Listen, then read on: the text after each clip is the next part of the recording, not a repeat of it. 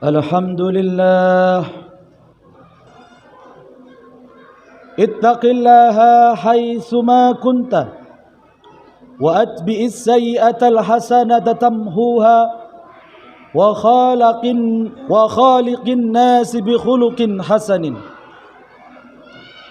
Faqad qala Allah Ta'ala fi kitabihil karim, na'udzu billahi minasy syaithanir rajim. Bismillahirrahmanirrahim. Faman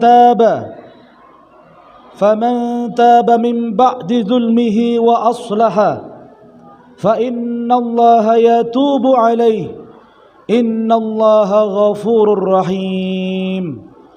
Sadaqallahul azim wa sadaqa rasuluhul karim wa nahnu ala dzalika minasy syahidin. Jamaah sidang salat Jumat yang dimuliakan Allah Subhanahu wa taala. Kesempatan yang mulia ini sebagaimana diamanahkan pemerintah Kota Batam melalui majalah Madani bahwa hendaknya seluruh masjid menyampaikan judul khutbah yang sama, yaitu tentang janganlah kalian bangga dengan perbuatan dosa. Jamaah yang dimuliakan Allah Subhanahu wa taala, sebagaimana kita maklumin, kullu bani Adam khata'. Setiap bani Adam, setiap anak keturunan Adam ini pasti salah. Wa kullu khata'in, dan setiap yang berbuat salah itu ada di antara mereka yang terbaik, yaitu at-taibun, orang-orang yang selalu kembali.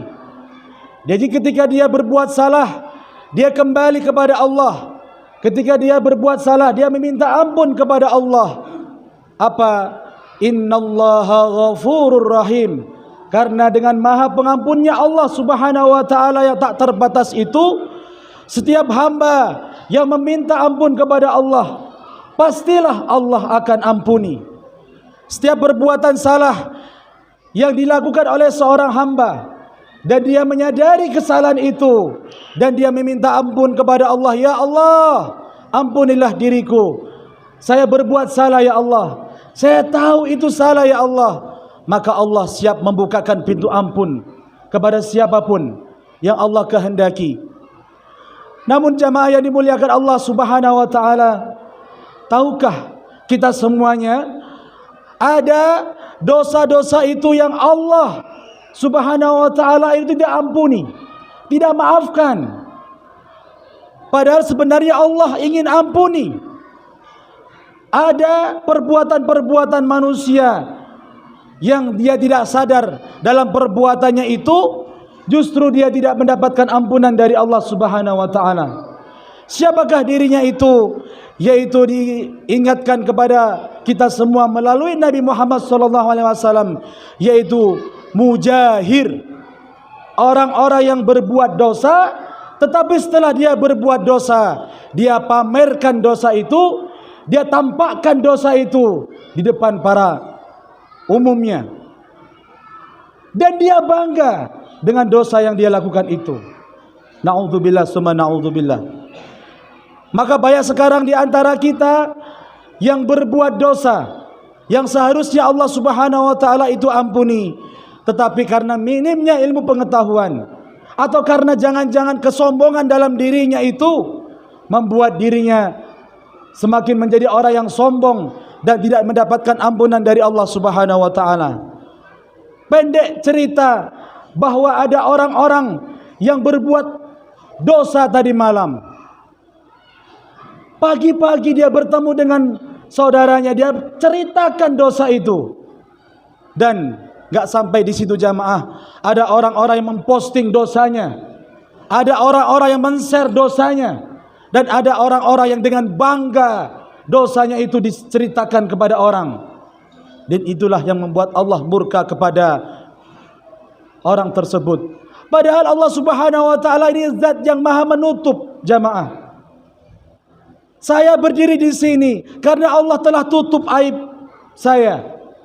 Begitu juga dengan saudara-saudara jamaah semuanya, bisa berjalan dengan tegaknya, bisa duduk dengan senyumannya itu, Karena Allah Subhanahu wa taala telah tutup aib itu. Bayangkan kalau Allah Subhanahu wa taala sudah membuka aib itu, maka kadang-kadang untuk keluar rumah saja kita tidak mampu karena aib kita sudah diketahui oleh orang lain. Maka jamaah yang dimuliakan Allah, pelajaran kita pada Jumat kali ini, janganlah kita membuka aib kita sendiri, atau janganlah kita menceritakan aib orang lain demi kebanggaan, demi ketenaran, maupun ingin dilihat orang lain. Itu adalah perbuatan yang murka, perbuatan yang sangat-sangat dibenci oleh Allah Subhanahu wa taala. Ayo kita sadar diri kita sendiri. Kadang-kadang kita bangga dengan dosa kita sendiri.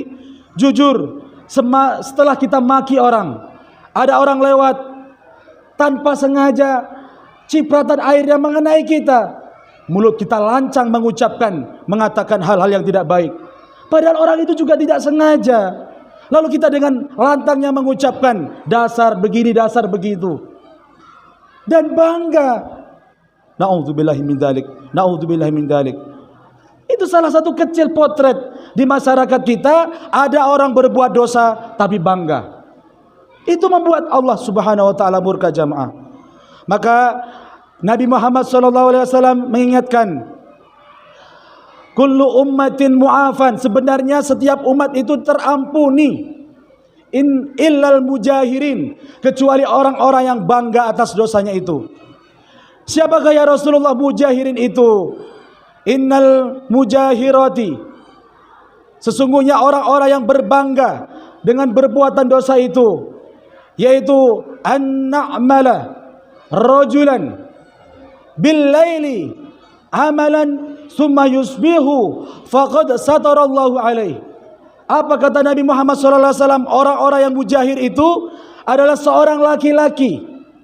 Kita semua jamaah disinggung sama Nabi. Apa yang dilakukan oleh laki-laki itu? Dia melakukan suatu perbuatan amalan dosa di malam hari. Lalu Allah Subhanahu wa taala tutup aibnya sampai pada pagi hari. Tetapi ironinya, dia menceritakan, ya fulan, qad anta amala kada wa kada. Tadi malam aku telah berbuat demikian. Dia ceritakan aib itu kepada orang lain. Dengan bangganya, aku telah puas tadi malam, aku telah begini dan begitu. Dengan bangganya dia ceritakan aibnya kepada orang lain. Na'udzubillah summa na'udzubillah. Itu tamsilan jamaah kepada siapapun. Jangan suka membuka aib kita sendiri. Walaupun zaman yang sudah canggih seperti ini, berhati-hatilah dalam memposting ataupun men-share sesuatu. Kadang-kadang orang-orang yang kita share itu pun tidak terima karena ada aib di situ jamaah. Maka kata Allah, orang-orang yang suka menutup aib saudaranya, maka di hari kiamat Allah akan juga tutup aibnya. Siapa yang di dunia suka membuka aib orang lain, maka Allah juga nanti akan tutup aibnya di hari kiamat. Begitu murahnya Allah Subhanahu wa taala kepada kita. Apalagi dosa kita yang kita lakukan sendiri. Kalau saudara kita tutup, maka dosa kita juga sedemikian jamaah. Kita tutup. Kita takut murka Allah Subhanahu wa taala. Bangga mampir di klub-klub malam, paginya Allah sudah tutup, jangan diceritakan. Apa yang kita harus berbuat? Kita sesali dosa itu dan tidak mau melakukan perbuatan itu lagi. Cukuplah saya tahu tempat itu, tapi jangan sampai saudara-saudaraku yang lain tahu tempat itu, karena tempat itu adalah tempat maksiat.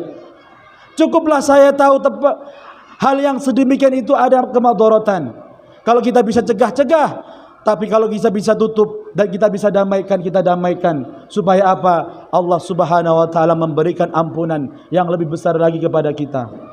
Maka jamaah yang dimuliakan Allah Subhanahu wa taala, sebagaimana ayat yang kami sampaikan di muka di Quran surah Al-Maidah ayat 39 itu.